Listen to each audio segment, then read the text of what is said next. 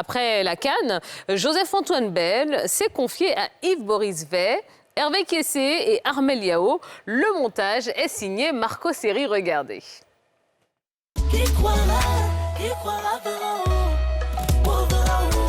Double champion d'Afrique avec le Cameroun, Joseph-Antoine Bell est considéré comme l'un des meilleurs gardiens de sa génération. De passage à Abidjan pour un séminaire, l'ex-portier de l'Africa Sport a accepté de se confier à NCI Sport. On le rejoint pour cet entretien.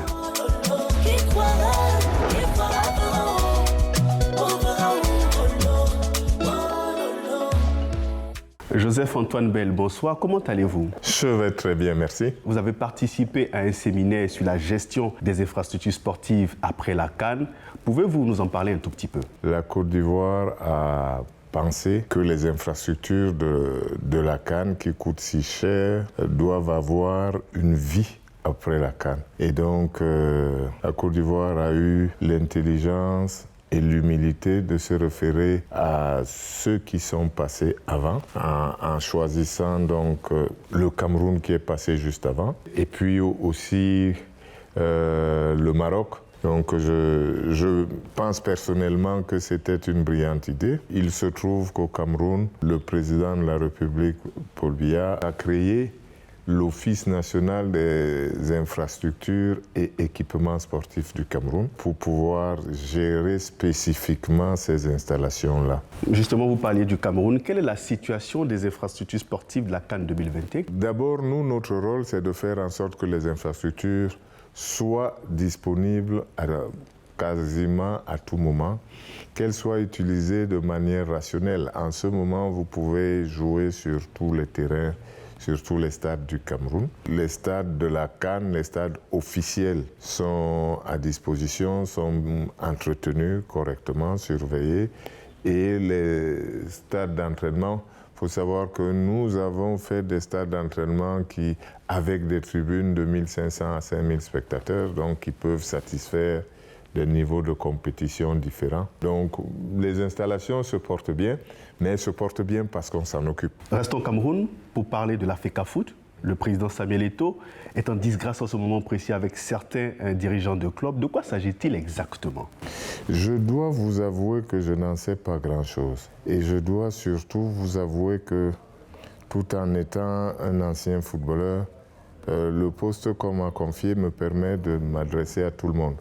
Donc je considère que je ne suis pas obligé d'être au courant des détails des affaires du football. Quel est le secret de votre pays pour avoir toujours de très bons gardiens? C'est qu'on a eu un entraîneur qui était un ancien grand gardien de but, qui avait joué la Coupe du Monde et qui s'appelait Vladimir Béara. Et donc qui, à une époque où notamment en Afrique, même pas seulement en Afrique, parce que j'ai pu le constater après quand je suis allé en Europe, on ne savait pas qu'un gardien devait s'entraîner spécifiquement.